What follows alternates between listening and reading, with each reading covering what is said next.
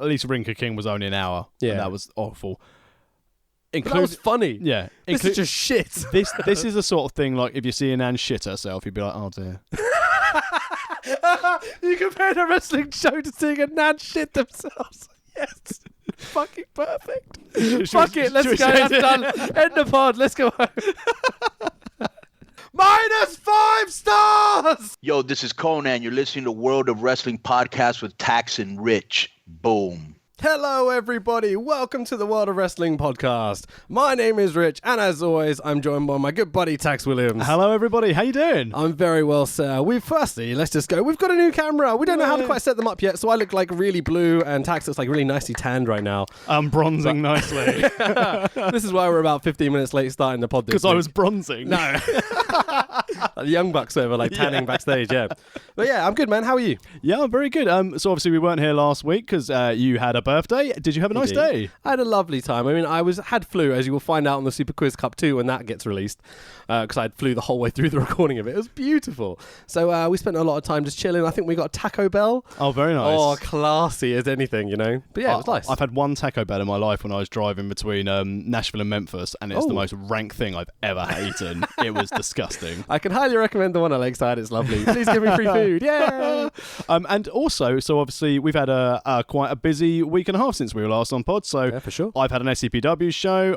We've been on OWE on Nothing Else on TV, where apparently we've had 22,000 views of some of the English commentary. Incredible stuff, man. But where did you go on, where were you? What were you involved in on Monday evening of this week? So on Monday, a few days before Monday, we got a message on the Facebook account, wasn't it? Yeah. Going, hello, I'm Dan from ESPN. Would you like to come on our podcast? Clang, ESPN. Just drop that ESPN thing there, you know. Just didn't glaze over that. So, just ESPN, no big deal. Yeah, and so I was a guest on the, what do they call it? Head in the Game podcast. Head in the Game. Thank you very much. The Head in the Game podcast on ESPN Radio, which was an experience, to say the least. Like, SoCal Val was there in studio. Oh, really? And so cool. I got to chat with SoCal Val, which is pretty awesome, because I've always admired her work and stuff in the business. She's always been really good as well. And when she was in TNA, and the stuff she did with World of Sport as well was really, really good. Yeah, for sure. And always comes across as really nice, genuinely nice lady. And as this gets released on Monday coming up, so we'll share it across the media, of course. assuming I'm still on it. They haven't just completely cut me out, which would be understandable. But my favourite part of the message that came through was when it read we want a really entertaining, knowledgeable, fun wrestling fan. Rich, are you available? Thanks, mate. Oh, shit. Oh, dude. So I have to be more fun, informative, and entertaining. Mate, you are inevitably. But the reason I actually asked them, would you like both on, like, you know, the podcast stuff to come on your pod? Because I think we work well together. Yeah. We do a podcast every week. I'm much more comfortable with you here. Trust me. Like, and they were just like, no, we want a fan's perspective. And I understood why. Yeah. As soon as they announced me. Because they were like, it's now time for our super fan segment. Super fan, and I was like, yes. Wait, am I the super fan? I haven't watched the product for a year. Don't tell them that. Whatever you did. I did watch Raw and SmackDown leading up to this to make sure that I paid attention somewhat. But I was going to say, research your product. The temptation to immediately be like, I hate WWE, right? And most of what they stand for. But I didn't. I was very diplomatic about it, I think is the best way to put it.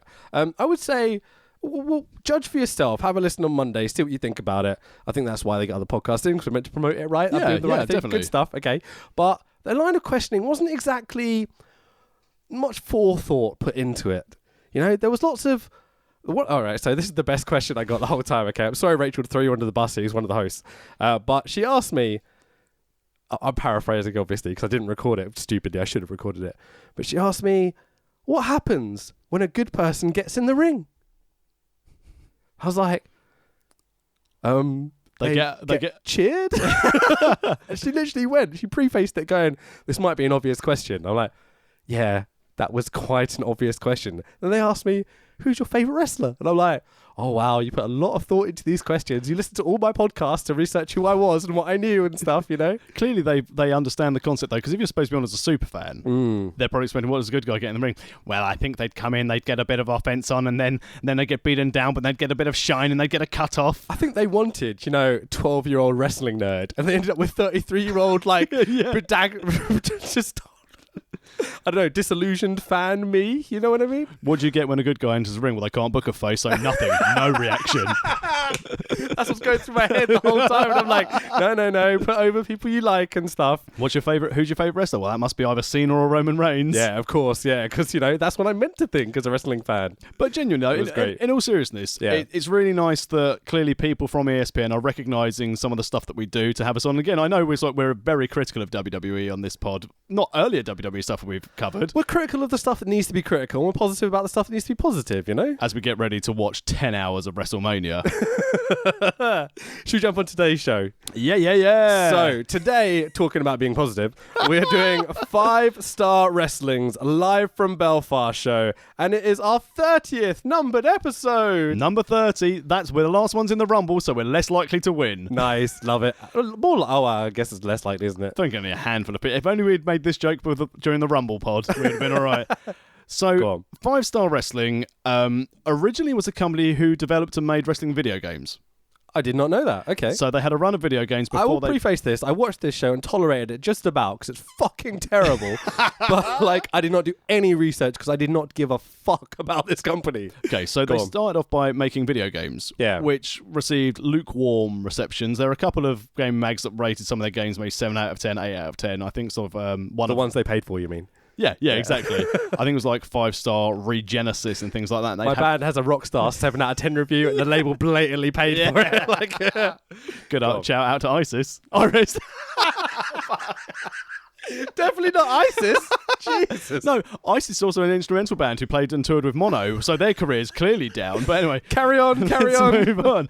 But they had parody wrestlers, so it'd be like Hulk Hogan and stuff like ISIS? that. Yeah. Sorry. I'm going to get you, brother. Fucking hell. But again, they weren't great video games, but they started promoting. Yeah. So they had a big show in the UK where they crowned John Morrison as their first champion in 2016, where he beat AJ Styles. Right. Then in 2017, they got a lot of publicity because they were the ones who were offering CM Punk $1 million to come and join in their 128-person tournament. Right, okay. Which never happened. Yeah, understandably, with judging by this. And this sounds so alien to what I saw on this show. And then when they were going to start to... So they announced they basically booked talent. They booked all these arenas at the tail end of 2017, and they were going to go on tour. At this time, PCW was in negotiations with Free Sports to go and have weekly TV with them. Right, yeah. And then the guy who runs 5-Star sort of went behind Steve Flutter's back and went under there going, but look at these arenas we've got. And so they cut off negotiations with PCW and went with 5-Star. Okay, do you want me asking how you know all this? Through media coverage and also through people who work in PCW. Okay, good stuff, because I pay a fuck all attention to this sort of thing, unless it's good. And also there was a little bit of beef because PCW's main commentator / booker, Greg Lambert, who we all love, Greg Lambert for the fucking win. Yeah. The only highlight of this whole fucking show, I might point it out at this point. I won't make my comment now till later. It's okay. Obviously he had his shitty moments, but Greg Lambert is Greg Lambert. He's a ledge. But Greg Lambert obviously might have fallen a little bit foul of going, oh, okay, well, I'm going to go and work on TV with these guys on Free Sports. Yeah. So they announced these shows. They booked a lot of talent. Originally in 2017, they booked talent and then cancelled all their shows. Okay. So people missed bookings. That's not good, yeah. And obviously no one got paid. I saw a lot of people bitching about this on Twitter, like actual pro wrestlers going, don't work for this company, they fuck me out of money, etc., etc. Exactly. So then they came back and Morrison was still their champ. Right. They did one extra show on Channel 5. Which featured, I think, Carlito against Morrison in the main event, and Morrison retained the 5-Star championship. On Channel 5? On Channel 5. So they had live wrestling on Channel 5 in 2017. Just a one-off show. Just one show? Yeah. Great. I assume they probably went, we're called 5-Star. You've got a channel called 5-Star? I mean, if that... Yep, fine. Let's call the whole thing off. Sorry, I'm a bit ill still. And then, obviously, they started their live TV tapings. Not even tapings, their live shows early 2018. Okay, yeah. So their first live show was crap.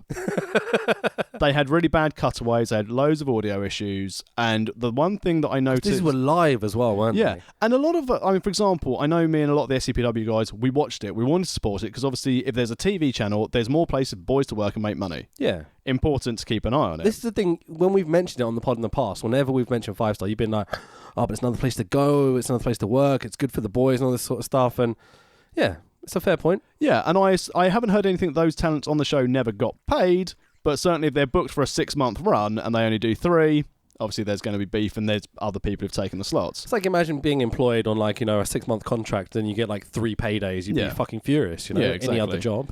But this show was, I believe, the last show that Five Star did. Definitively was the last show Because they were due to be going to Aberdeen the following week. Right. Now, the Belfast show, which we're covering today, was during the Beast from the East. The massive snowstorm. We're not talking Bam Bam here. No, because that would have made the show brilliant. Bam Bam had popped up and I would have popped so fucking hard. But so they struggled to get talent. They struggled to get fans into the arena. I'm trying so hard to hold back because they certainly fucking struggled, yeah. I tell you what I did find interesting as well, though. Some of the wrestlers who were available to be booked on this show couldn't make it. Yet Del Rio flew from Madrid. There's a few moments like that, and I was like, wait, how did this guy get here when all this lot couldn't? Like, it's suspected. Very suspect, Why can't Swagger get here? And he's actually only down the road just outside of Belfast. Was he? No, I don't think he was. Okay. So imagine if he was like in the pub next door and he's like, can't make it. It's too snowy, boys. I'm having a pint. So the card starts, the video we were watching on YouTube, so you can watch it on YouTube. Just type in 5 Star Wrestling Belfast and you can watch the whole... I wouldn't bother. You can, if you really want to, you can watch the whole 3.5 hours debacle that we watched, which included a 4-match pre-show and I think a 3-match main card. I mean, this brings me to my first point of the whole thing, and that usually, all right, we watch a lot of shit wrestling, okay? I have watched a lot of shit wrestling personally out of choice because I find it hilarious, okay? Like, we go to some terrible British wrestling shows and stuff. Not the ones we mentioned in the past, but other people outside that we won't mention, which are a disaster. There's 20 people in the crowd, there's 50 empty seats, whatever it may be. But I have the best time ever because it's British wrestling. You have some talented guys, and there'll always be at least one match that you give a shit about, and there's some terrible stuff, which is hilarious and all this sort of thing. And I would recommend people go and watch those shows and those companies, right? I would never, ever in a million fucking years recommend this show to anyone. Do not bother, okay? I came out of this show furious at professional wrestling. I can imagine that there are some trainee shows up and down the country in front of 12 people that have a higher quality of in-ring action and production value. And booking and everything else. Because they're not trying to be something they're not. Yeah. You know what I mean? And the thing as well that gets with the booking, we'll get for the card, you have a lot of people on this show doing talking. Oh, we can't book any of our wrestlers. Why don't you have them wrestle? Yeah, 100%. Right. I mean, there's one guy I'm glad didn't wrestle. Let's jump into it, okay? So it's the 1st of March 2018. We're broadcasting live on Free Sports. The attendance, this is according to Cage Match, right, is 180 people. SCPW draw more than that regularly. Like our local company, like in Folkestone, okay? Come to SCPW, scpw.co.uk. You'd love it, okay? So I counted the people that I could see in attendance, okay? And it generously, I'm giving it 150. Okay, that's very kind of you. Because obviously the other 30 WWE against start it's the backstage the crew, back isn't staff it? and the wrestlers they've included in the 180. All right. So when the SS Arena in Belfast, Northern Ireland, yes, you heard me correctly, the SSE Arena, those giant fucking arenas that see 11,000 people, 11,000, and they've got 180. Over 10%. I mean. Wait, 10% would be 1,000. Yep, that's bad maths. Over 1%. 1%. 1%. What the fuck? Like, I can understand. EC3 wants his gimmick back. He's the top 1%. Because of the storm, some people haven't made it, right? There's no way they had 10,890 people or whatever that didn't make it because of a storm. Like, they sold fuck all tickets for this show. Which is why this company folded. Absolutely. The best show that 5 Star did, and I watched the whole run. I say I watched the whole run. Why? Why did you watch this? Because it's better than self-harm. The best show they did was down in Plymouth. And that's because they actually had a hometown boy in there with Eddie Ryan. Eddie Ryan's hometown, and it was a smaller arena, and people packed it out.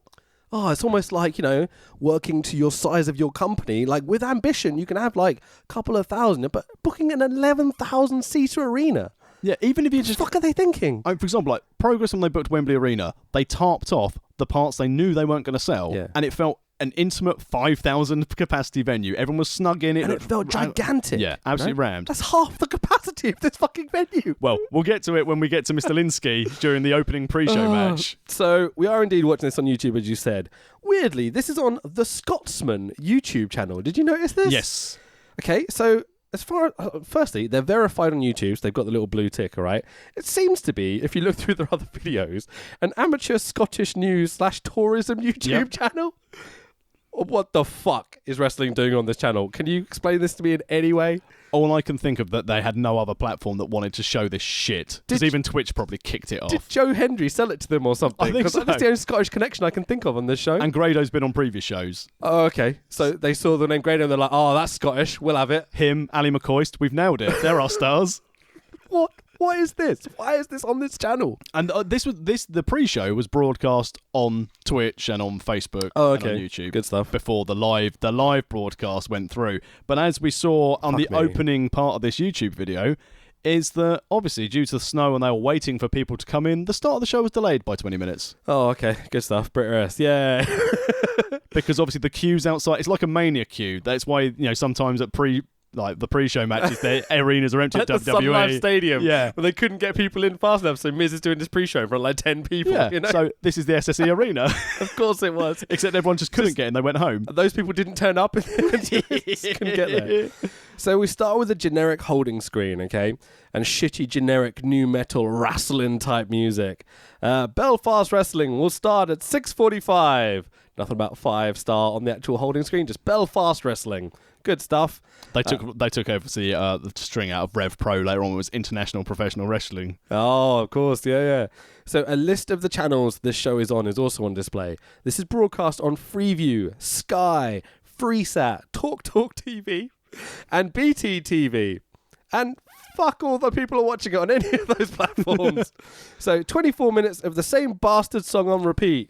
We are machines. It was like a teenager terrible. who first bought a CD player and bought one CD single and just played it on loop and didn't even listen to the B-sides. 24 fucking minutes, and you didn't cut this out at the beginning of the broadcast. I'm so glad I picked this version of the video to send you to watch. If you go to YouTube, right, if you own your YouTube channel, you can go there and use the YouTube editor to cut out chunks, right? Why not just cut out the first 24 minutes? When you go to watch it on YouTube, it starts on the fucking wrestling. Because clearly the editor on the Scotsman YouTube channel has just got better things to do than just cut off this pointless... They've obviously just uploaded it and been like, fuck it, no one will watch it. There you go, that'll do. Oh, it's dire. Already just seeing the intro, when you sent me a message and said, 3.5 hours long. Oh, no. And I said to you, don't worry. Thank God for the advert breaks, but we'll get there in a second. So, blah, blah, blah, blah. The whole thing immediately reeks of mediocrity. I'm just like, just get this away from me. Anyway, so we open on a wide shot of the ring. Big mistake. And the arena is empty as fuck. Opposite the hard cam has 12 people sitting there in the front 3 rows. Okay, 12 people in 3 rows. And the lovely Belfast taxi advertising board in the background. Oh, they were gorgeous, yeah. So they obviously didn't think they'd be on show because they'd have fans sitting in front of them, but they're fucking not. And that taxi company got every single member of that arena home by himself. Absolutely he did. So we can put them in one bus and just go down the road. So there are maybe 30 empty seats at ringside opposite the hard cam. I mean, I'm just like, oh, for fuck's sake. But the problem is that then they pan up a little bit, and there's maybe 4,000 empty seats opposite the hard cam on the wide shot. Like, how cringe. It's brilliant. I immediately text you being like, oh my God, there's no one there. It's fucking empty. 4,000 empty seats opposite the hard cam. I love the atmosphere. It was just brilliant. This was hilarious to start with. So after some faffing about with the sound, Steve Linsky welcomes us to the show. And so they've already got technical issues straight off the bat. And he says, "Good evening, Belfast. We know the weather is really bad out there," immediately making excuses. But it just does not bode well at all. You need to make up for it. So, good evening, Belfast. Yeah. The crowd kind of groan into submission, you know. Woman on hard cam decided that clearly she's paid money for this, so she's definitely going to turn up, and she was really into it. Her facial expression when he was like, "I can't hear you. Good evening, Belfast," and her face just did this. It was literally just like, oh no, this is the start of the show. A small part of her just died forever. Oh, it was so good. He continues. So glad that you've come out tonight. As I say, the weather is bad out there. Like, you've repeated it in the first 2 sentences. Just making all the excuses in the world. And Steve Linsky's brilliant. Yeah, he's okay. Because you could tell, like, as a former referee, well, still as current referee, he didn't want to be there. Didn't want to be there. I think he's looking forward to the idea of the flight home. Yeah, well, maybe so. But he's not exactly the most charismatic of ring announcers. Yeah, he's a referee. You know? Yeah, he's just doing the job, really. It's like having Earl Hebner do it. Did he do any ring announcing for the other 5-star shows, or was this the only one? No, he did all the ring announcing for 5-star. As he wanders from left to right in the ring, looking for an audience. and a hard cam. He then begins to kind of plead with the audience, going, we're going to have a great show, aren't we? Yes, we are. As there's a random zoomy sound effect out of nowhere with no purpose whatsoever, Linsky proceeds. That was actually the promoter driving off with all the money.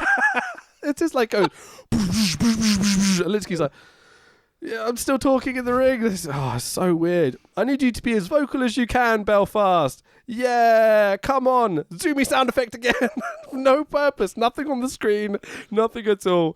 Come on. It's the first time we're in Northern Ireland. So you need to be as loud and vocal and cheering for everyone. So can we do that, Belfast? And we get an empathetic kind of like groaning cheer across the 10 people that have bothered to fill this 1,000-seated arena.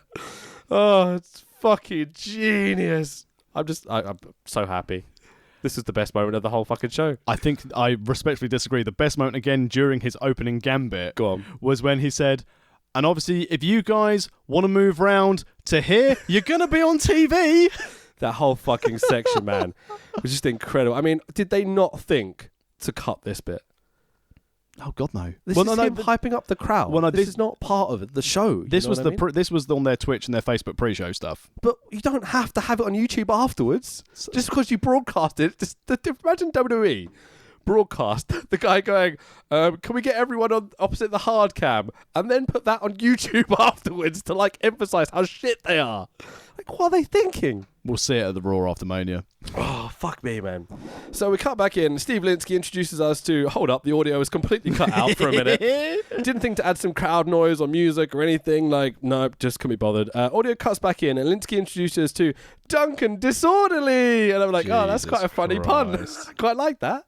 What do you think of Duncan Disorderly's name before we go into who he is? At that stage I thought, donuts? Could go for some donuts right now. Obviously, it's drunk and disorderly. Yeah. You know what I mean? It's quite a good pun. I like a pun. Yeah, for like 80s wrestler gimmick with Duke the Dumpster Droese and Bastian Booger.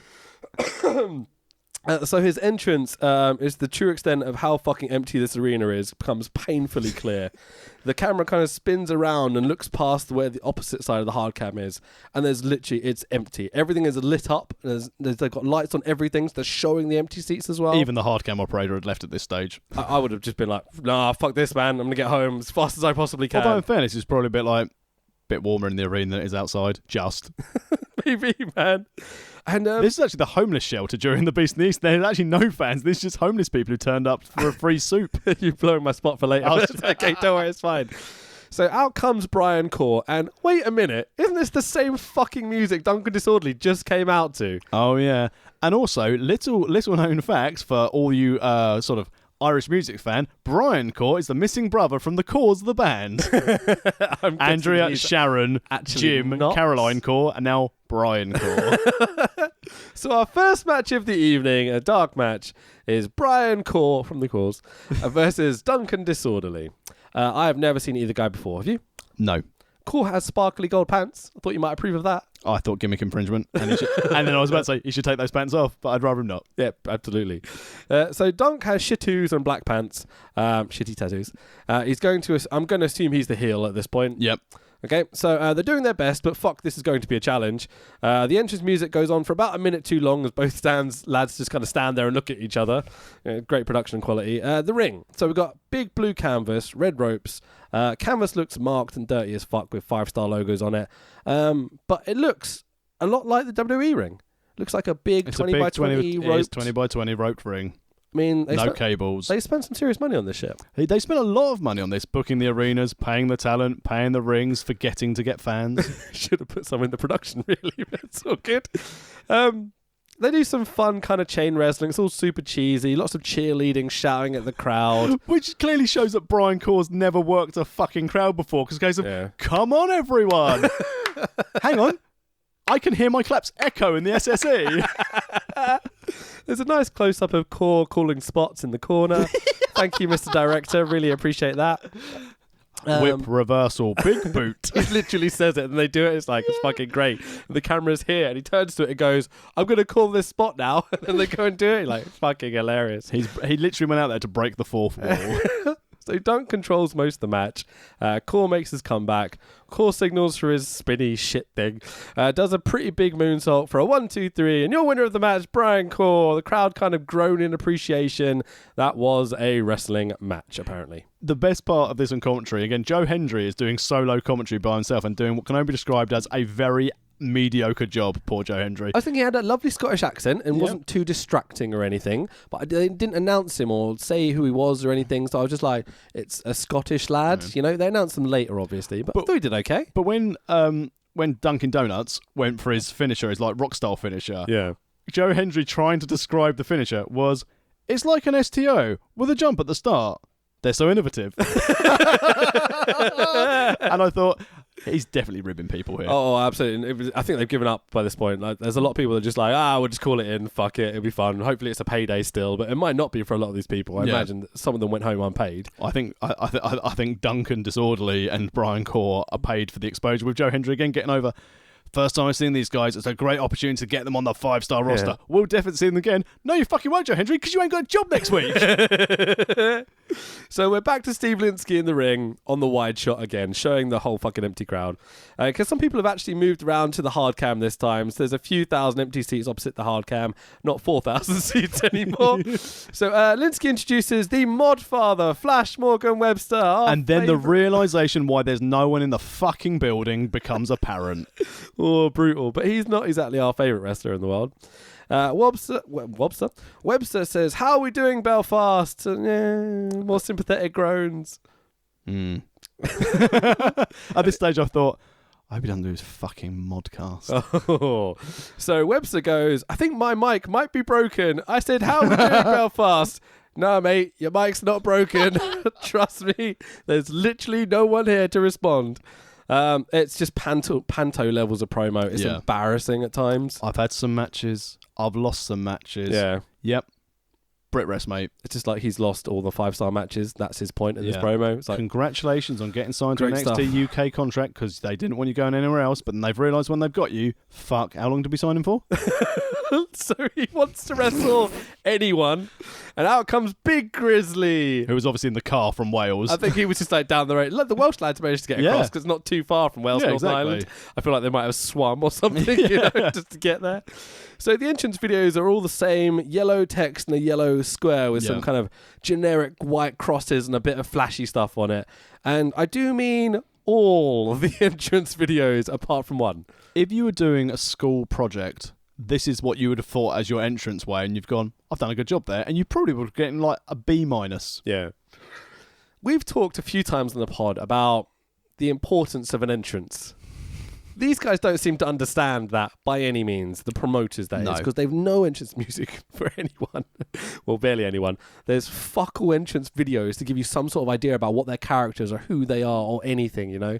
Can you what don't they fucking understand about this? I sit there and think to myself, and again, I know I've been a bit harsh on him on previous podcasts. Can you imagine if Jericho debuted in WWE with shit generic music and just Chris Jericho in yellow writing? Yellow box around it, like, oh, flashy, they added a box. Then he never would have got over. It's important to get wrestlers over, especially in Northern Ireland, where they don't really get much live wrestling. And to be fair, if they haven't watched the 5-star product, they're probably going, who's this twat with a crash helmet? Yeah. And who's this big boy who's turned up? So, I mean, let's just move on. I'm sorry, I want to make a point, but I've got it written in the end. Fuck it. So Big Grizz does a promo on the ramp as he comes down. He's really fucking Welsh. He talks about Webster's Open Challenge. And you're like, yes, this is great. I love someone with character. And so he's a big, fat, grizzly, hairy dude. Like full-on gay community bear sort of levels, you know. Like He was really good when we saw it at IPW as well the other week, wasn't he? Yes. Did we? Who was he wrestling? Memorable. Excellent. Cool. I pay attention. I had someone talking to me the whole way through the show. So So they put over that they're both losers. They can't win any matches. Grizz is the bigger loser because he's bigger. The Bants is off the fucking chain, lads. Fucking hell. The match psychology isn't bad. Oh, they have a match, by the way, yeah. So the match psychology isn't bad. Big slow heel versus kind of nippier, smaller face. Problem is, it all feels like two dudes going through some sequences rather than any sort of competition in any way. Training match. Yeah. They don't give a fuck. Can you do an O'Connor roll on me, Flash Morgan Webster? No, you're a bit big, Grizz. All right. I'll do my other million spots that make no fucking sense. Can I hit you with know? a shitty Destino? Thank God they didn't fucking do that. Or just, no. So early in the match, you can clearly hear someone shout, 4 minutes, lads, 4 minutes. Because there's no crowd to drown out the noise. Webster runs through all his shitty spots that I hate. The backward standing senton thing. The back flipping every time he gets clotheslined, like gently, you know. Big Grizz will come in and give him a soft clothesline and be like, oh no, I've got to do a 450. You know, Brit Res. Oh, it drives me insane. So he does the up high with his hands, then headbutts their chest, and they're like, he's 3 times the fucking size of you. If you headbutt him in the chest, he would be like, just swat you across the face. Like, just disgusting. Chokeslam by Grizz out of absolutely fucking nowhere, and literally 4 minutes after hearing someone shout 4 minutes, he gets the 1, 2, 3, and your winner is Big Grizz. And so by the logic of the promos pre-match, Webster is a giant fucking loser. Fine by me. Can we go home now? At this point, I thought Big Grizz probably did this. I am fucking fed up with this. Chokeslam, sell it.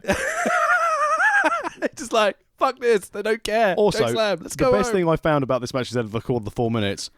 Big Grizz is fucking brilliant at counting time in the middle of that ring. He was bang on, literally to the second. I mean, in fairness, you probably could have seen the clock because there's no crowds in the way. It's like, 4 minutes, chokeslam, done. Yeah, the only positive I can say about this is that Grizz is a big chap, and they had some big man, small man psychology, and the fact they hit their mark on 4 minutes absolutely perfectly. The hitting the mark of 4 minutes there, my notes on this match was absolute fucking shambles. Yeah, unbelievable.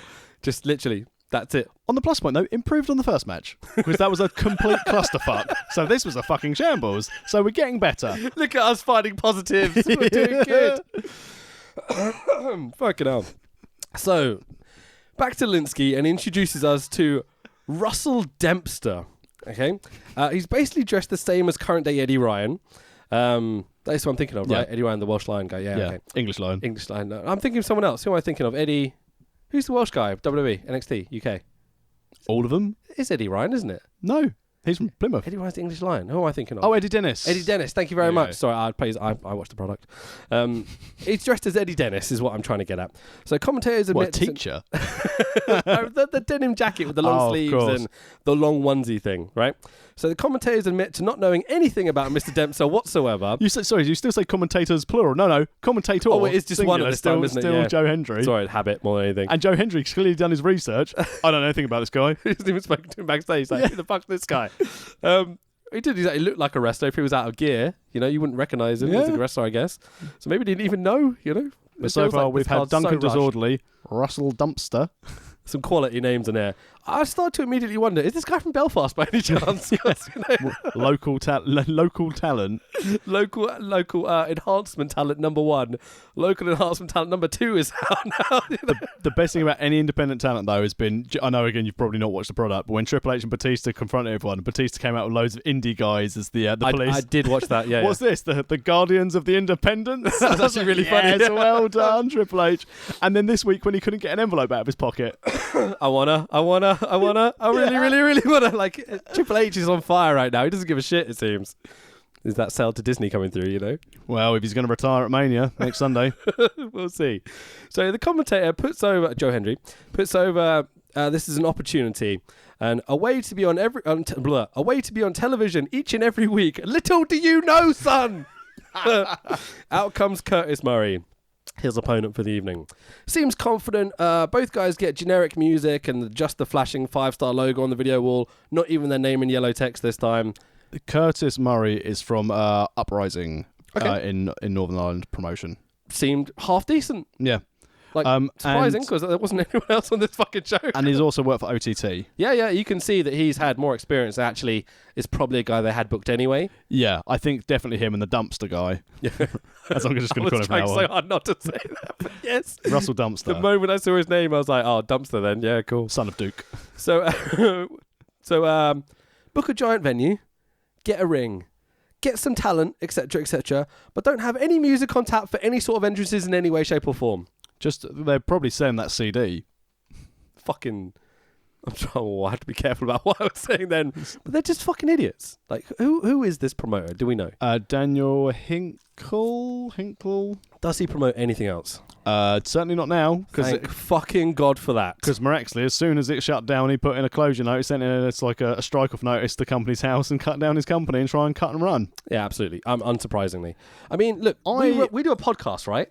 And we search out little independent music. So, for example, our intermission has this music, okay? I could find 50 of those in about 10 minutes. Yeah. Right? What is this guy's problem? Go to YouTube, look at the audio library, download some fucking music and use it. It's commercially free. As a quick side note, because I do believe there were a few people who had not been paid, and obviously I saw that he was shutting down the company. Did you know that if someone's put a First Gazette notice to strike off their company, you've got 3 months to appeal for it not to be shut down because there may be outstanding creditors? Interesting, okay. Might have been a few emails sent, and the company had an extended life before it got struck off. Oh, good to know. Good stuff. I think everyone got paid. Let's just skip over that completely. I'm just going to say the word allegedly here to keep us safe, you know. My name's Mark Blake. Please sue me. I write for the Pro Wrestling Post. So we've got a second dark match in the evening of third. Hi, Mark Blake. I know you're watching. Blake, how you doing? Bought any merch? Shut up. Of Curtis Murray versus Russell Dempster, okay? They start with a missed clothesline in the corner and a monkey flip spot, and I'm like, God damn it. You did a monkey flip spot off the first fucking clothesline in the corner. No! Go away! You could have missed someone shout at ringside. 3 minutes, boys! Oh, fucking hell. So, and they immediately botch walking up the ropes while holding your opponent's hand spot. Where is any sort of fight simulation? This is not ballet, for fuck's sake. Have they forgotten the main purpose of pro wrestling?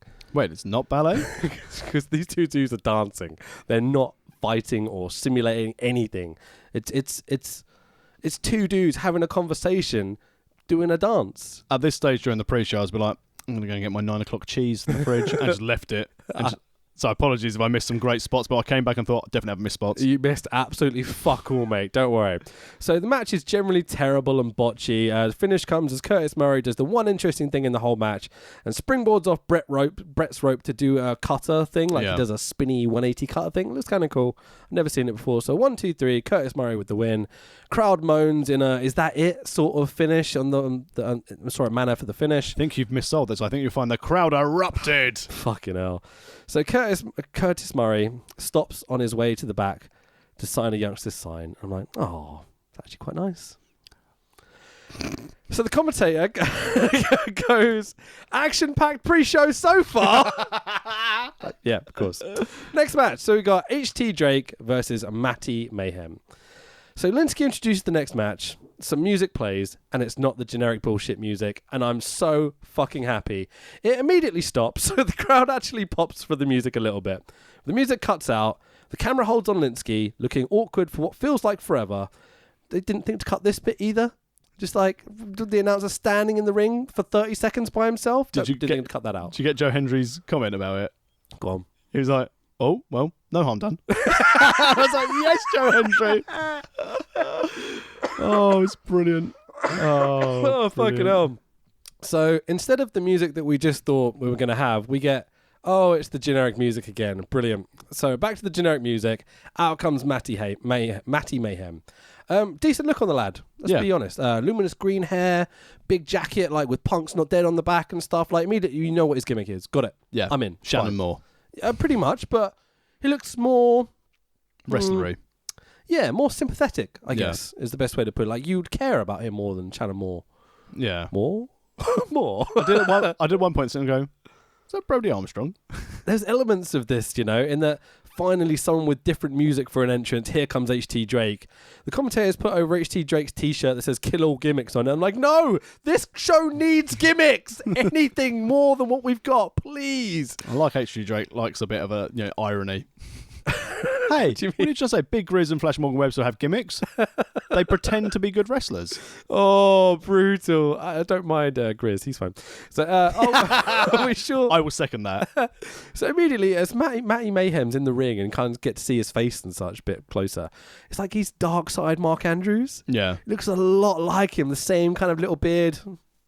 Not that I'm talking anything. You know what I mean? Kind of quite a tall, skinny white boy. Yeah. He looks just like Mark Andrews.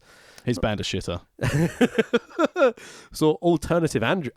Fuck's sake, I fluffed that line. Let's carry on. Opening sequence is poor, sloppy wrestling stuff. They both do sloppy jump off the expensive barriers at ringside spots and they fluff it up and it takes forever. But that's the first time I noticed the barriers. I'm like, these are like big A-shaped cordoned off things. I wonder whether they bought these or whether these were at the arena. I'd assume they'd be at the arena, but then I also think themselves why they bother putting them out. Yeah. Because there's no crowd to hold back. They're going to rush the ring. No, they're not. They're looking at their phones. Delroy needs something to jump over later, doesn't he? So we're getting more groans from the Belfast faithful, as it's put earlier in the night. HT Drake is bleeding from his head. I have no idea why or how, because I've not been paying attention, to be totally honest. Right, this was a really, really botchy move. What happened? So basically, I've written it down in my notes. This is really bad audio. But basically, all over the place in the air, Mayhem's dead. Basically, Mayhem got planted on the side of the ring in a really dangerous spot. Basically, the hardest part, you mean? On the guardrail. Oh, that's not so fun. But basically, HT Drake just did this. This is fucking shit. Wallop. Yeah, there's a few moments. And he's like, covered, isn't he? He's a bit of a reckless shitbag sometimes, HT Drake. Dangerous. Yeah. Let's get there. So commentators put over, if HT Drake is bleeding from his ear, aka his brain, fuck's sake, maybe end the match if he's bleeding out of his brain, you know what I mean? Like, do us all a favour. Just end this. For some fucking reason, they have a hard camera opposite the main... They have a camera opposite where the main hard cam would be. So regularly, there's a dude in shot with the camera opposite the hard cam, which is starting to frustrate me anyway. But then when they cut to that camera, all we see is thousands and thousands of grey, empty seats because he's the wrong side. Like, what are you doing? Just madness. And so, my HT Drake just threw Mayhem onto his head, the dangerous fucking dickhead. Please end this. Like, he did. He almost fucking killed him. Like, it's really brutal. The shittiest looking bulldog I've ever seen, which is referred to as a headlock driver. I'm like, no, fuck it isn't. Commentator puts it over as the most dangerous move in wrestling. He's clearly never seen a destroyer. Finish comes when HT Drake does a 180 senton off the top rope for the 1, 2, 3 and the most fucking finish ever. Just nothing happens. Thank fuck this is over. Your winner, HT Drake. Commentators continue to put over that HT Drake is bleeding from the ear. That was shit. What bothered me at this stage, I thought, I've watched 4 matches of a pre-show. WWE don't even have 4 matches on their fucking 2-hour pre-show. And I feel like I've been watching this for 4 days. Yeah. But at this point, I'm like, okay, we've had a lot of people that haven't turned up to the show because of the weather. Okay, I'll give you the benefit of the doubt. You've put some matches together. They were shit. There's a bit of talking in between. Fair enough. We'll let you off. Let's see what the rest of the show has to offer. So that's the pre-show over. They announced that they'll be going live at 8 p.m. Okay? And we cut to more holding screens. 17 fucking minutes of holding screen with the same "We Are Machines" shitty ass music over the top of it. I hope you're singing this week and going to get us a royalty issue. I don't think anyone's heard this fucking song ever again after this. And again, did they not think to cut any of this 17 fucking minutes out of this broadcast? What are they doing? Why is this still on YouTube? Maybe the Scotsman thought this was advertising for Sky and didn't realise there was wrestling in between it. But fuck all that shit. Here's Greg Lambert and Joe Hendry. And immediately I'm like, yes, people that actually seem to care about what they're doing on this show finally. What do you think about Greg Lambert and Joe Hendry? Let's throw it out there. You have an issue with Lambert, obviously, because he jumped to this company from another one or whatever. Oh, no, I don't have any issue with Lambert at all. Good. I think Lambert made the best choice he could. without these two dudes on commentary, Yeah. this is completely intolerable. I mean, it's completely intolerable anyway, but they make it 10% watchable. Yeah, their chemistry got better through the weeks that 5 Stars ran. Because the opening show, I was like, Lambert's doing a banging job, and obviously Joe Hendry, I think it was his first live commentary gig. Because obviously I know he's a bit of a good performer, Joe Hendry, in the ring and also out of the ring and what he does and all Never his videos. disliked his work, you know. But their chemistry certainly got a lot better. I wouldn't say it's a great pairing. Yeah. But I think for any commentary where you've got 2 different tones of voice, 2 different dictions, it makes it more interesting to listen to. It rather than if you had like 2 Joe Hendrys, you'd be like, oh. Yeah. Absolutely, it makes such a difference. Yeah, I think that's why our pod works. We have slightly different tones of voice, so like you can tell who's talking most of the time, which is very helpful. Just putting us over, as you do. So they intro Steve Linsky, and Linsky introduces Alberto El Patron. How the fuck did he make it here from Spain, but none of the Brits could? Money. I'm pretty sure someone said, "Oh, you've got no talent, have you? Hey, Del Rio, do you want to make a quick buck where you don't really have to do much and also can just put on a shit match?" I'm interested. I mean, my theory could you beat up Paige a bit and then get on the plane? Allegedly. Oh, I'm going to skip over that one. So I'm not the woman-beating prick. My theory was that he so high that he flew himself there. Well, like the recent BA flight that ended up in Edinburgh rather than Dusseldorf. Did you see that in the news? No, not at all. It just landed at the wrong fucking airport. Did it? Good stuff. So that's probably what happened to Del Rio. Del Rio comes out wearing a Real Madrid scarf, the Franco-loving, victory-chasing fuck. Del Rio is talking to the crowd, not the hard cam. Just like, oh no, this is terrible. Definitely so putting over. quickly. Did he ever at any point during this promo mention he was once in WWE and had many achievements in WWE? I've won Money in the Bank, I've won world titles, I've won Royal Rumbles. He's saying all this, but he seems to have forgotten everything he ever learned in WWE because he doesn't look at the hard cam once. He's got his back to the cameras. So the camera guy has to walk around to get his face. And every time they show his face, there's empty fucking seats. Because he was a bit like, I've flown all the way here, I'm talking to people. I'm not talking to just a plastic chair. So Del Rio talks about how his son was born while he was stuck in Belfast. Like, this is meant to be a good thing. For fuck's sake, way to pump up the crowd. Del Rio then proceeds to announce the sad part. Like, hang on, wasn't that the sad part? I missed my son being born. I missed all the ickiness. I missed all the ickiness. It's weird. Ray will not be here tonight. He didn't do enough coke to fly there. Like Del Rio did. Del Rio puts over that Ray had a family emergency, and immediately I'm like, was that family emergency not getting paid by the promoter by any chance? I think the family emergency was this. Who am I working? So Del Rio goes on to say, let's not be angry, let's be sad. Fuck's sake. Del Rio was on holiday in Spain, and that's why he's here. And does his very best to get the crowd going, see. And like, maybe 3 people do at some point. That is so good. Here's one thing, and all wrestlers will know this. They always say, always pack your gear. Yeah. Why would you pack your gear if you're going on holiday? A fair point, yeah, absolutely. So on the plus point, when I go to the Isle of... That's a weird one, actually, yeah. When I go to the Isle of Wight in May, if anyone would like to book me, I will be taking my gear with me. Mate, he's just walking around like on the beach in his Del Rio gear, just like, I am Alberto Del Rio, Paige has got Pappy tattooed on her. I'll put that off her later. So Del Rio explains that he is a big follower of the British wrestling, a fucking liar.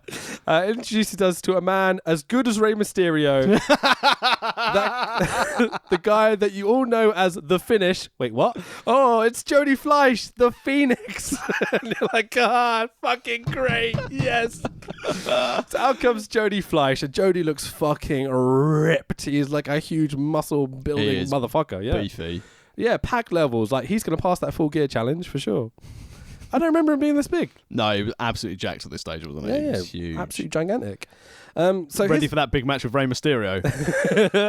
So his video wall, as he comes out, the big Titantron or whatever, has a little yellow box with yellow text in it like before, but it says El Ligero and Jody Fleisch. And I'm like, where's Ligero? Like, can we not just take his name out of the Because they've been tagging there in the tag team tournament together. But the fact they didn't have the forethought to be like, just in case, do one that just says Jody Fleisch and one that just says El Ligero, Fucking idiots. They've only got a few PowerPoint slides, mate. So Jody Fleisch gets... They don't know how to add extras. Is that what it is? They've got on with like a fucking projector. How do I... Go, oh, that's this slide this time. How do I copy this slide in Publisher? So Del Rio is still talking when Jody gets into the ring because he's coked out of his brain, doesn't know to shut the fuck up. Every time they cut to the camera at ringside, it's facing the opposite of the hard cam, showing thousands of empty seats. Del Rio is still talking. Jody accepts the challenge. Del Rio is still fucking talking. They do fake out on a handshake spot. Del Rio jumps in the crowd and has a chat with the people. And he's just like, what's happening? Why didn't he go to the back? Like, he just jumps and he's like putting his arm around someone, like having a beer. Like, just... His main response is, I know I'm on holiday, but I've also bought a lot of merch. Yeah. And if I can get everyone here to buy a Del Rio shirt, I might just about be able to afford my flight home. Ah, clever boy. Working the audience. I love it. So, we cut to a fucking advert, a break of holding screens, and the same generic bullshit music we've had the whole fucking time. We are machines! Absolute bullshit. Did you not think to cut this fucking bit either? For fuck's sake. At this stage, I'm genuinely surprised. You're surprised they haven't cut it. Because they haven't cut 24 minutes at the beginning, 17 minutes in the interim. I like a callback. Yeah. I've mentioned it every other time they put the adverts in, so don't worry. In fairness, I love the consistency. Something this show's booking lacks. But like, you know, you have an advert break. I understand you're on TV, you're live, you have to have advert breaks. Fine. Why fill those gaps with shitty generic music and holding screens of just like, Belfast Wrestling will be back at 6:45 or whatever, instead of just cutting them out and putting them on YouTube afterwards? I wonder how much the advertising space costs to advertise during a 5-star Pennies? wrestling. Because I should have probably got like, here's my face on TV. Oh, there's still a few shows on free sports stuff. Should we inquire? See if we can get some advertising space? Let's see if we can do this. Let's put like nothing about the pod in. Let's just put like bullshit, like hilarious things in between the wrestling. You know. So if you'd like, do you hate this wrestling show? Give us a call or no one. You know. If you want us to have really bad advertising, head over to amazon.co.uk and buy some of our shirts. Fucking A. I haven't got anything lined up to show them off. But yes, buy a t-shirt. You'll love it, I promise. And then you'll get to see us try and put live advertising on Free Sports, which definitely has to happen. We dropped the price a little bit on those t-shirts, so I'll point that out. So it's only 15 quid if you want to go buy a t-shirt now. So that's super cheap. So go buy one, help us out. We can buy new cameras. Like this lovely new camera that we don't know how to operate yet. And also, if we do buy live advertising, we will dress up as the Beverly Brothers to do a really bad insurance promo. I would do that voluntarily any day of the week. So we're back to Steve Linsky in the ring. He after the fucking advert break on YouTube. Yeah, good job, lads. He introduces that this next match is for the 5-star tag team championship. Not championships, which is a great fucking joke considering what happens next. So we get the 5-star tag team championship match of Max Money of Adam Maxted and Charlie Sterling, who are the champion, versus the Kings of the North, Bonesaw and Damian Corvin. Yeah. Okay, so the Kings of the North out first. Literally have Northern Ireland shit on their gear. They've been around the corner and they got them in. Local lads. And out come Max Money. And they have one belt between them. Do you know the story behind this? I'm assuming he forgot to bring the belt. Maxted forgot to pack the belt. Fuck me. Hendry puts over... Who says that people on Love Island are stupid? So, go on, who is this prick and what is Love Island? Because I know it's a thing, but like I don't watch that shit. Right, so. I don't know what Love Island is. All I can assume is, I believe through what I've seen on the line, is it is a lot of attractive people who are stupid boning each other to try and win money and be like the best couple who bone each other. Do these people that watch this stuff know that Pornhub exists? Because, I mean, why are they watching this shit? Just go watch porn. It's the same thing. It's like all the faff when it's like, oh my god, in Big Brother, someone's had sex under a table. Like the guy stood behind the door and went, that's the way I started taking off his shirt. Really? This was like in 2002. This is beyond me. I don't watch this sort of shit. But basically this guy, Adam Maxted, originally a contestant on Love Island, but I believe he was a trainee / active member of the independent wrestling scene. Okay. Doesn't fucking look like it.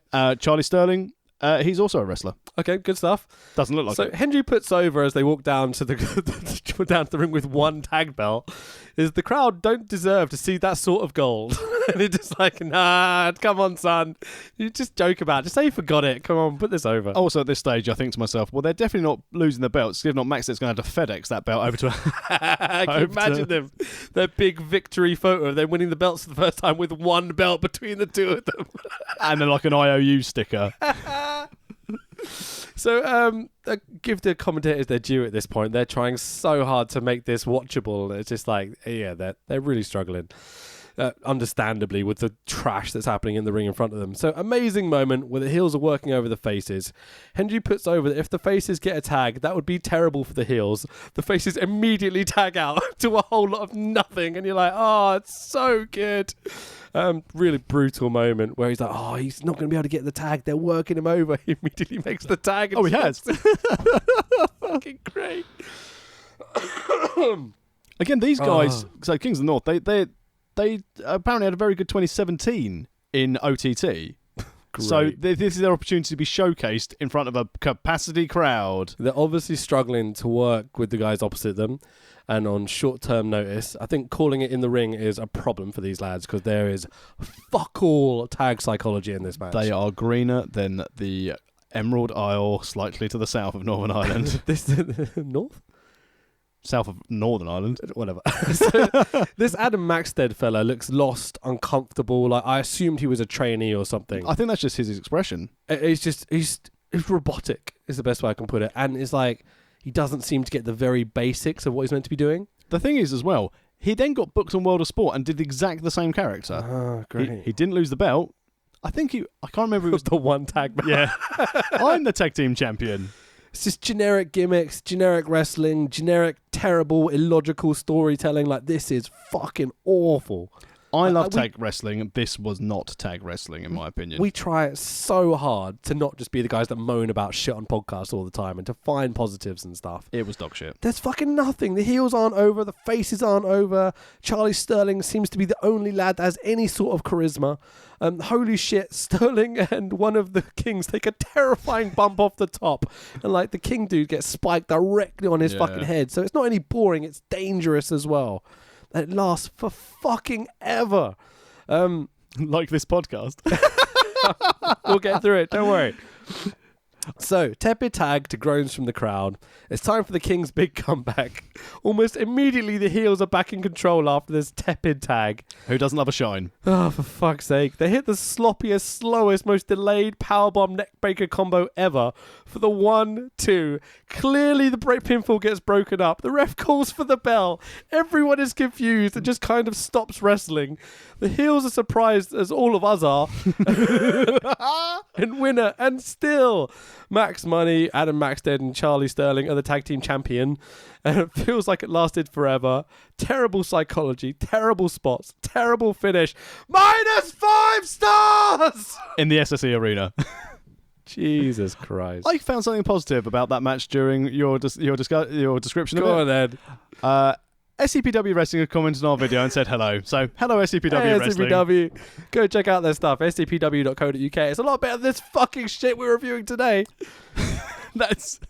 Hands down. They've got good tag teams who do proper tag team wrestling. If there could not be a clearer example of what I love about British wrestling and what I fucking detest about British wrestling, it's the difference between those two companies. I mean, the good thing is, though, clearly we've had a banging tag match, so what we need next is another, definitely not hastily put together tag team. Hang on. And of course we cut to another fucking holding screen advert break that they didn't fucking cut out of the fucking broadcast. We are machines! I've had enough. I can't do it anymore. If anyone realises why I jumped straight to the next tag segment so we could... I've had enough. I can't do it. I was so angry during this fucking show.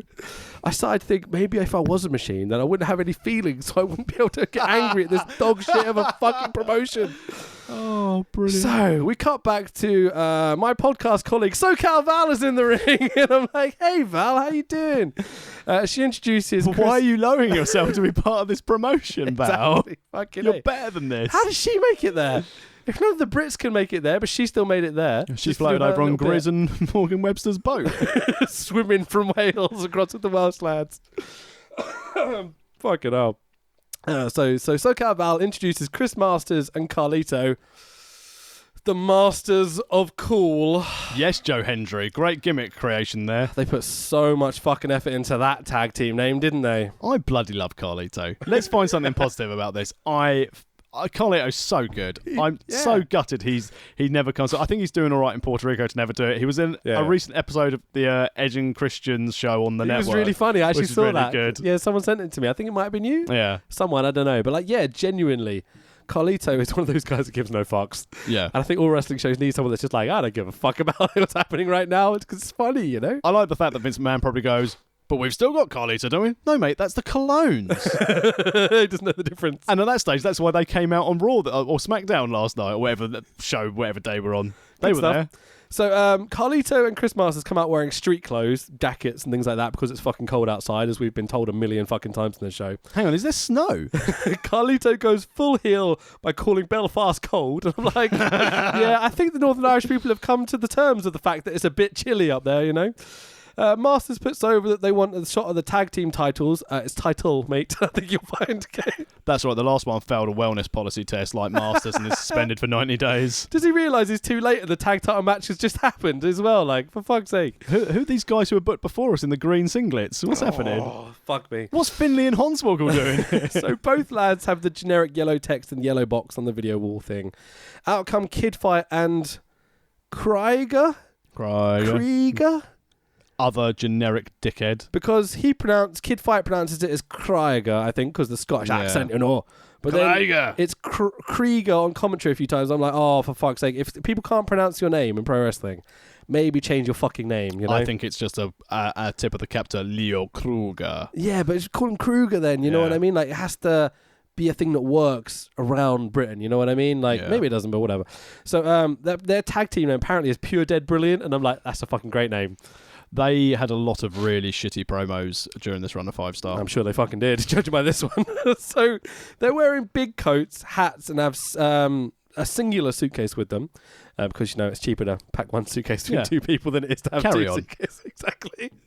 The commentators put over that they've come from Scotland where it's snowing. No fucking shit. Scottish lads have come... they do pure banter about Carlito's hair. They touch his hair. It's absolutely great. And they don't look at the hard cam once. Everyone's looking away from the hard cam. Don't want to be associated with the show. Absolutely. That's what it is. Hide our faces in these hats. Exactly. It's like the modern day balaclava trying to nick a cash point. It's at this point I noticed some lad in the crowd has Alberto Del Rio's Real Madrid scarf. Did you see that?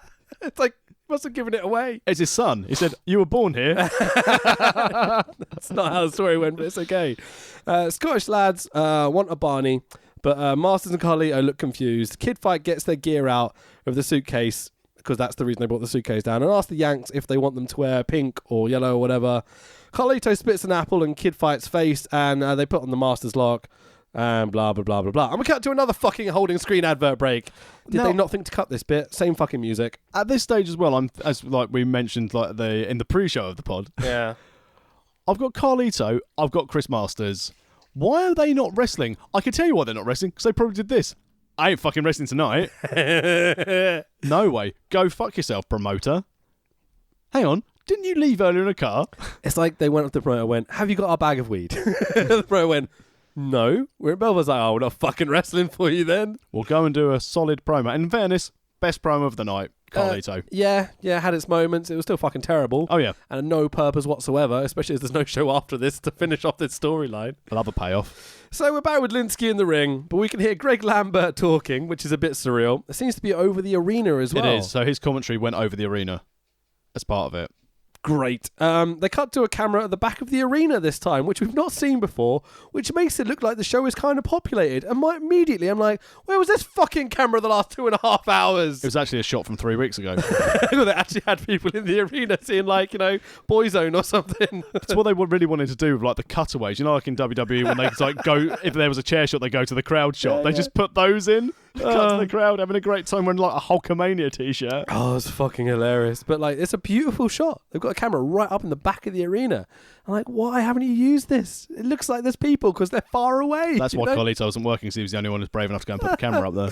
I started to wonder whether more people have been filtering off the streets. Have they been forcing homeless people to come in? Which is the you know? And fuck my life. Del Rio comes out well before his music cue. Anyway, who gives a fuck? It's Alberto El Patron versus Jody Fleisch.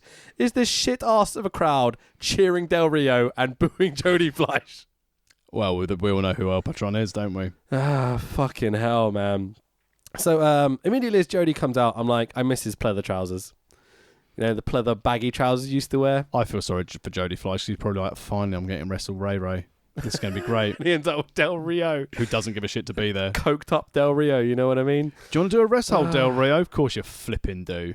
So, maybe this is just me being judgmental and knowing Del Rio for what he is, a piece of shit. Triple H just opened the door that he could come back to WWE and have another pointless fucking run. So he can no show and beat up women again. Yeah, piece of shit. But he looks like a drunk coming back from the pub. Yeah. He looks fucked up. Not happy, you know what I mean? Well, he looks happy, but not. I've seen his payday. It's like, he's there, but is he really there? You know, Yeah. like that's what I'm questioning. Anyway, so Del Rio is I can't tell whether Del Rio is working or stalling at this point. I'm saying stalling. Yeah, feels very much like stalling. You know, Because at this stage, I got the impression he's doing this. Oh, is that lunch? Oh dear. I'm just going to stand still a little bit because I'm going to puke in the ring. Oh, fucking hell. So we get multiple handshake spots, bailing out to the outside and headlocks. The handshake spot in the middle of the match takes about 5 minutes to get through. And it feels like they just don't give a fuck. They don't give a fuck. I'm just getting sad by this point. You know? Like, this is a disgrace to professional wrestling. The whole thing. I remember watching this live, Yeah. and I was thinking to myself, there is no way this company's going to last much longer. It's a real How shame. could they? Yeah. Is it a shame? Payday. If Payday was made for There's everyone. so much out there now. Like, I don't think we need shit like this. No, but again, in 2018, I know obviously it's exploded in 2018, but the build up to 2017, when there wasn't NXT UK, Progress still wasn't as big as it was, because I think Progress had a really huge tail out year at the end of 2017 into 2018, and they had a lot of, obviously, I guess so. Yeah. Pete Dunne winning the UK title, and then being able to go around some of the bigger promotions to raise the profile of those indies and see those guys. Yeah, this definitely wasn't needed. If the money was there and they filled the arenas, but I mean, this would be like AEW going, we've got 12 people in, and we've got these average wrestlers. Yeah, I mean, you could compare it to AEW in that that's what they're trying to be. Yeah. But they have none of the promotion, hype, any sort of momentum behind them whatsoever. You know, that's the real big problem for me, is that there's no one there to see it. What's happening? Yeah, there was very little other than, if you're into wrestling, you will Don't watch this fucking show. Go on. But you'd know about certain promotions. You'd know where to find wrestling. The thing with AEW is what they've done is that they've got a big promotion, they've got a big following out of it, and they did the one thing which 5 Star didn't do. They got a massive star in MJF. Yeah. So, during this match with Alberto Del Rio and Jody Fleisch, a young lady at ringside conveys the most emotion in the whole fucking show by helping Del Rio to his feet and going, oh, like as Del Rio walks away. She's the fucking highlight of this match. So Del Rio does the Fit Finley ring skirting spot, which I kind of like, you know, where he jumps to the outside, gets the ring skirting, pulls it back. Del Rio throws a fan spear at Fleisch, both bells over the barriers, and proceeds to wrestle through a crowd of children, which is pretty entertaining to see. Fleisch encourages the crowd to chant "C," and you're like, hang on, that's not your fucking gimmick. That's the other guy. That's right. Del Rio was told to attack people's beers so they had to go and buy more money, so they got their deposit back at the bar. There you go. Working the crowd. I like it. So back in the ring, and it's a bit sloppy, but they get the job done. You can tell both of these are experienced enough to pull out a match, but it's fucking crap. They're phoning it in. Yeah, Del Rio kind of targets the arm. Fleisch does high spots here and there. Then Del Rio almost kills Jody Fleisch. They're both up top. They're meant to be a flip over cutter. So Fleisch has got his back to Del Rio. Del Rio's on the buckle. They pull him over, so he's going to do a whole backflip, and he's going to fall down into the cutter, nice and safe. But what actually happens is the angle is completely wrong. He dumps Jody right on top of his fucking head. Piece of shit. And yeah, it's just terrible. Terrifying. Second time someone's been dropped directly on their fucking head off the top rope. It's this stage as well, I thought to myself, Del Rio really isn't working. He's still wearing a T-shirt. Literally, next note, Del Rio has been wearing a T-shirt the whole fucking time. Is it that cold, or he just doesn't give a fuck trying to sell T-shirts? Probably too many lines showing. But it's like injections some in there. Faux football shirt or something. Oh yeah, that says Patron on it, which I'm pretty sure is like a sponsor, like a petrol company or something. Either that, or he's trying to go for like football shirt merch. Maybe. I don't know, man. I've never seen one outside of him wearing it. You wait till your next birthday. Yes. Gimme. I want it. If anyone would like to send Rich an Alberto El Patron t-shirt, send us a DM. We'll give you our contact details. Make sure it's the worst one ever. Del Rio does his shitty version of Loki's Warriors Way double stomp thing for the 1, 2, 3, and the winner is Alberto of the River, who is the boss, which I translated from his two names. What I'm really happy with as well, that he started working the arm and then didn't bother finishing with the armbar. Yep, not even close to the armbar. Yep. Use the double stomp instead because, high spots to go over with kids. Yeah. I have nothing else to say from this other than what happened next. So, because I thought it was shit, and then trash, absolute trash. Right? And then I thought, could it get better? So both guys look a bit pissed off and a bit tired at the end of the match. Like, there's a few spots that weren't meant to go the way they were meant to go. Dropping him on his head. Del Rio grabs the mic again. Is it because you still owe me 25,000? What? Is he talking to the promoter? I think he's talking about the number of fans who he's supposed to wrestle in front of in his run. Del Rio punks out Linsky at ringside. Del Rio is still fucking talking on the microphone. This match is over. Get to the fucking back, lads. Del Rio puts over that he prefers to wrestle in front of 180 people than spend time with his kids. Fuck me. I mean, we're all there. Del Rio is still fucking talking. We are the real pro wrestlers. They do the Oscars on him. They start playing his music while he's still talking to get him off the fucking stage. But he gives no fucks. And even with the music playing, he is still fucking talking. This is what cocaine does to people, man. It's a hell of a drug. It's a lesson to all young athletes. Get your shit in. Yeah, fucking A, man. Finish your match, grab a microphone. Don't stop talking till they've forced you out the ring. Wait to lurk. Got to get yourself over, kid. What's the bullshit about 25 grand he's going on with Linsky at ringside? No idea. A bet, maybe? Is he thinking like, what I'll do is I'll pretend that we made a bet and that'll be a funny storyline. The crowd will love this. At that stage, Linsky goes, I'm not Snitsky, mate. I've never met you. I'm just a bald big guy. Oh, fucking thing is so weird. So, great, we cut to another fucking holding screen advert break with the same fucking music. I've just written fuck in many capitals at this point. Then we cut back, right? So every time they cut back to the main titles or whatever, they've got the VT lined up to play the intros that we cut into the live show. And so every time we cut back, there's like a 10 to 15 seconds of Zach Gibson in black and white just standing there like...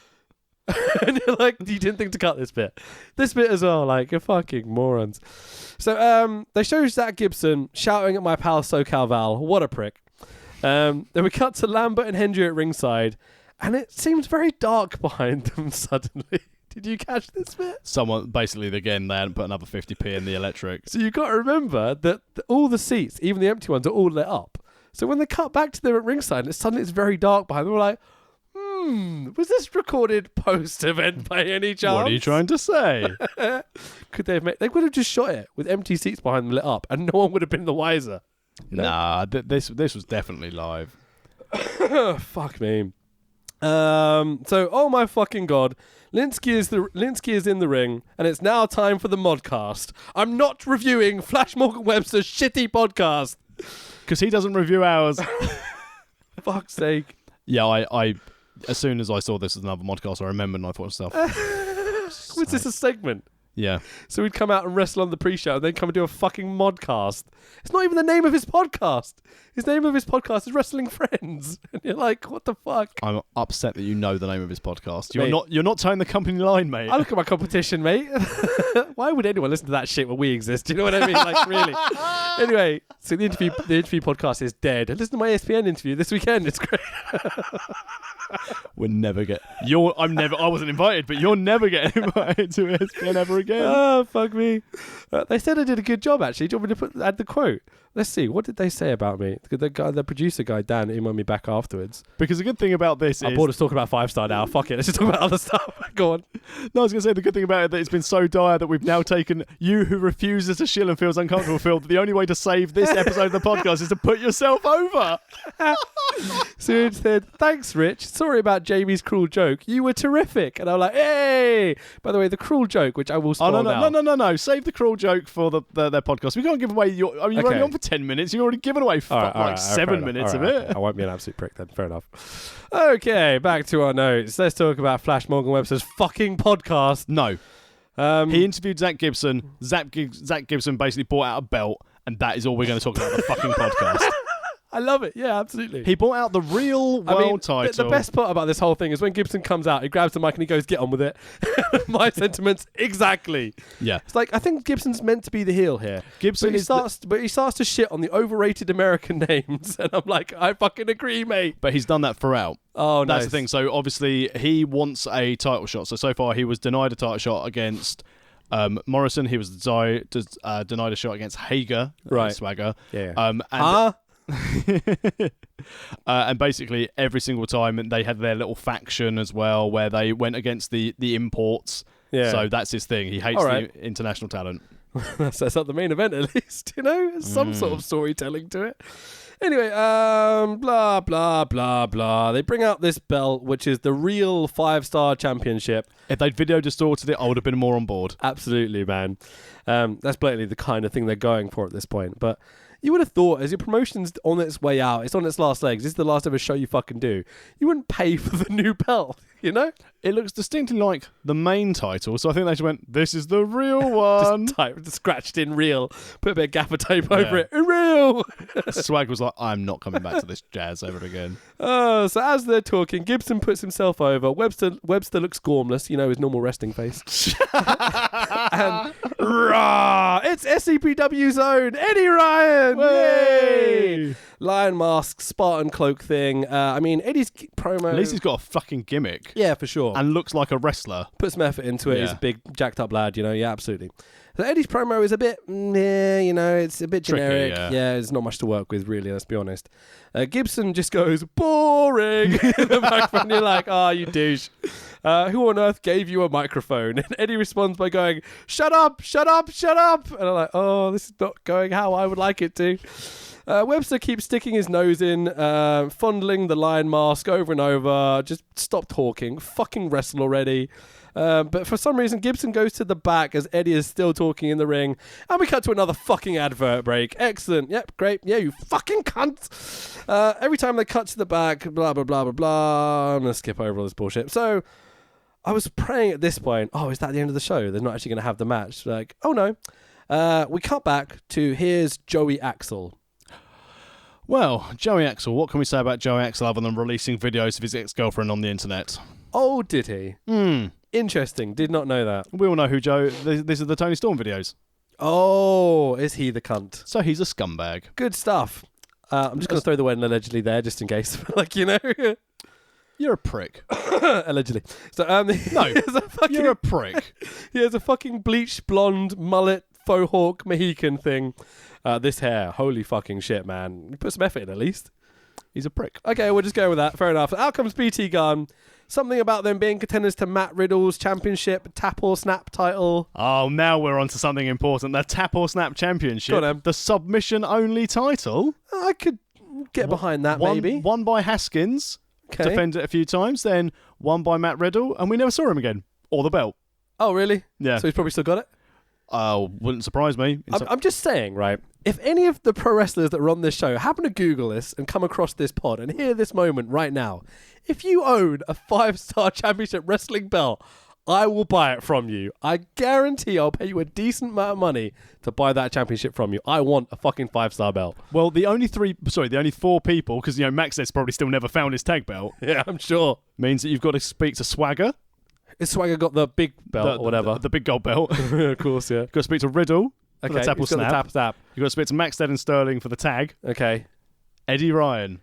Oh, we've got a link to Eddie Ryan. But that's not even the real belt, so maybe he won't care about it. Hang on. It's the real. Oh, it is the real wrestling title. The irony of calling your fake belt the real one. It's like the real IRA, considering where they are. You know what I mean?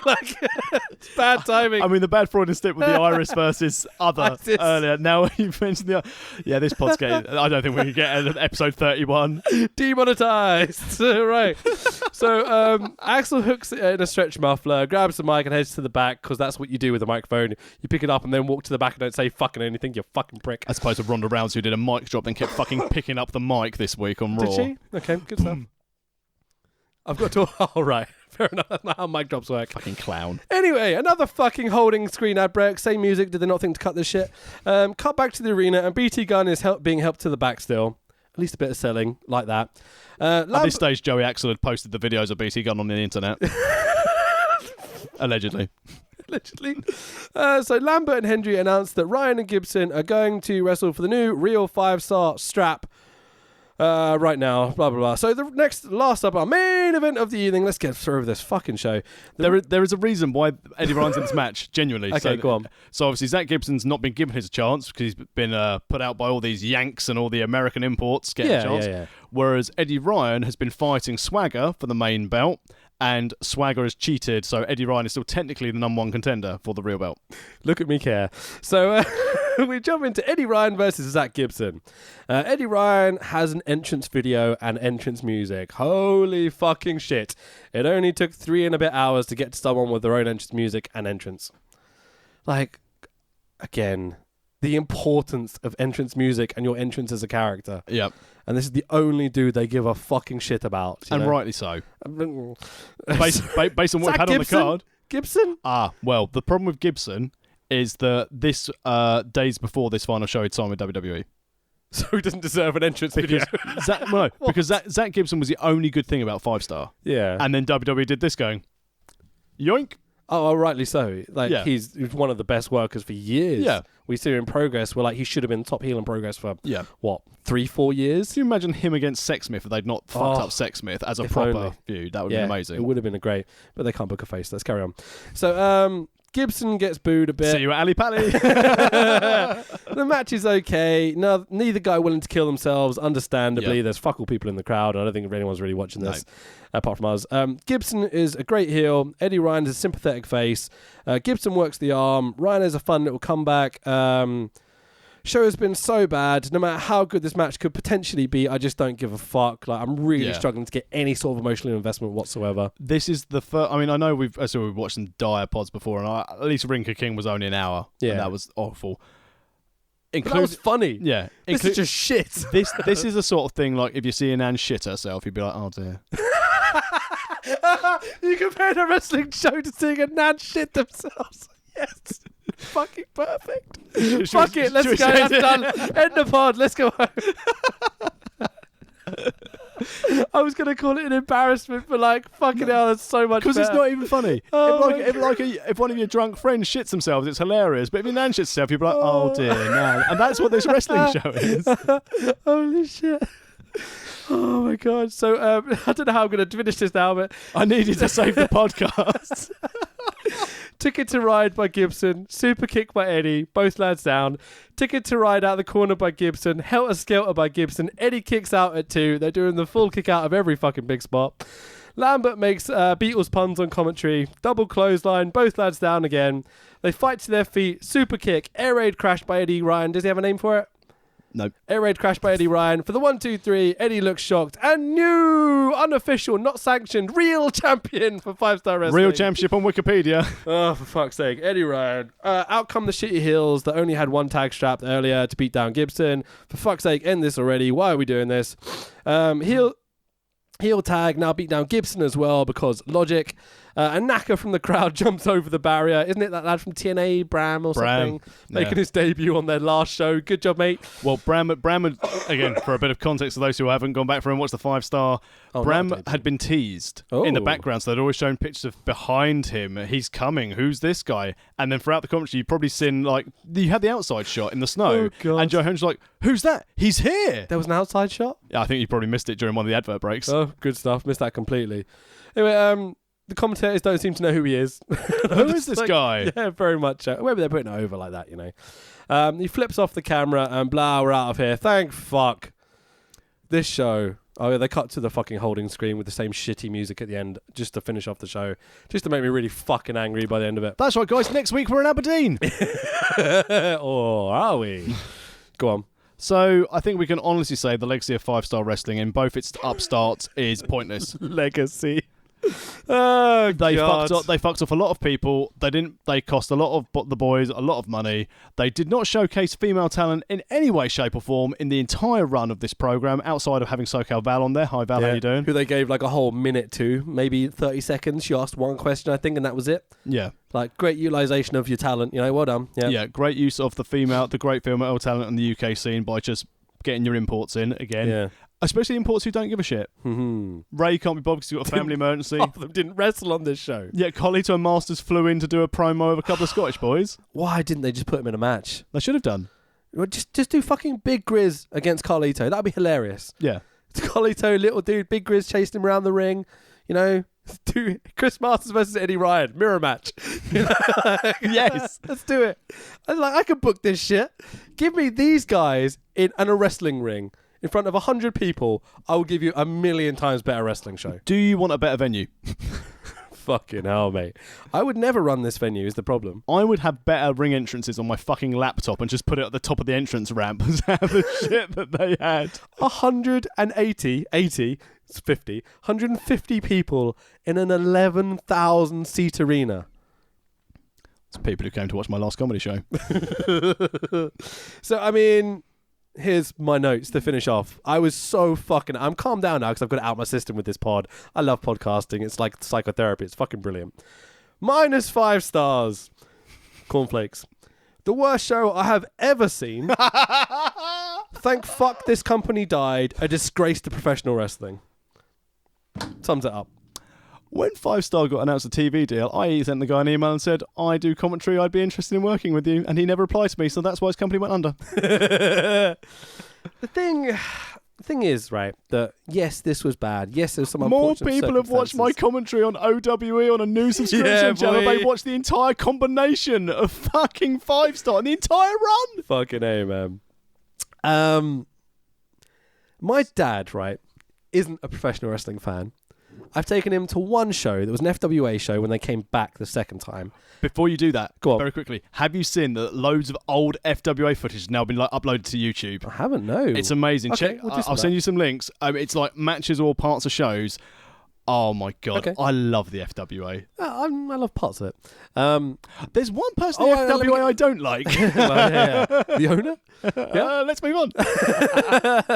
So, my dad is not a professional wrestling fan in any way, shape or form. He doesn't really get it, right? He loves theatrics. He's a big movie buff, big TV buff, gets it. We have conversations about this stuff all the time. He's got a really good critical eye. Took him to an FWA show. I was ashamed of how bad it was. But there was some good stuff there, you know what I mean? It was we had Johnny Storm, Jodie Fleisch doing stuff that was okay. Yeah. There were some good matches on there. There was an Andy Boy Simmons match. I was just like, oh, don't watch this, Dad. Just go somewhere else. Anyway, there's a few moments like that, you know. But I was like, I'll take him to a show. I'll get him to him. But I've never quite... But he was very polite and very like, oh yeah, I had a lovely time. There was this good bit. It's like, oh, I once acted in this place. And I was like, oh really? No way. Like Broxbourne Civic Hall. Yeah. He once acted there or whatever. Back in the day, did some acting. This is the kind of show, this 5-star show, that people like my dad might see and think I'm fucking, yeah, you know what I mean? Not the smartest person in the world. This is the kind of show that I'm disgusted by, ashamed by, that someone would see this and think this is what we enjoy. Yeah, I think any lasting impact of 5-star wrestling is a joke promotion without meaning to be a joke. In-ring guys didn't want it. Booking, terrible. Commentary, average at best. Yeah. And that's no fault of theirs. It's just two guys thrown together, no chemistry. And also, you can't make, to quote Brock Lesnar, you can't make chicken salad out of chicken shit. On that note, what's your rating? I didn't bother. -5 cornflakes, what you should be saying. I hate sugar puffs. -5 shitty sugar puffs. This was awful. And, you know, sometimes when we watch some of these shows back and we've gone, it's been bad, but at least there's some good points in this show. Yeah, the 6 hours of Triple Mania was terrible, but it was hilarious. There was watching people in burger Aerostar costumes. jump off the roof. Exactly, and Murder Clown catch him, yeah, and therefore having a joke for the other 30 podcasts we've done, you know what I mean? I'm really glad we managed to get in today as well. Absolutely, God bless you, Murder Clown. We still need merchandise, mate. Put Yeah. some fucking merch out there. We'll buy it all. Okay? Hashtag get Murder Clown merch. Please, a mask, a t-shirt, anything, man. We want some Murder Clown merch.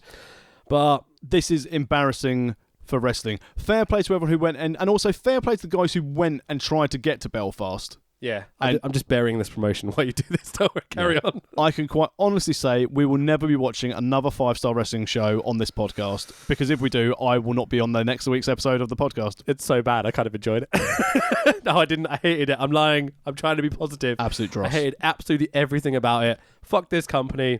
Fuck everything about it. Just no, thank you. But when they come back next year in Aberdeen, we'll be there. Is there anything else you want to say? No, it's awful and I feel really miserable. So, next week, we were talking about doing CMLL. We've got a show prepped, right? But after watching this bollocks and wasting my goddamn fucking time, okay, 3.5 hours of my life this fucking took. That's not including pausing it and writing notes, remember? So it's more like 5 hours that I spent wasting my fucking time on this bullshit. You're welcome, by the way. It was worth it for the pod. Don't worry. It was absolutely worth it for the pod. I really want to watch New Japan, and they've just finished the New Japan Cup. Well, I was going to say to you about this, and we'll do it on the pod because we're recording it now. Yeah.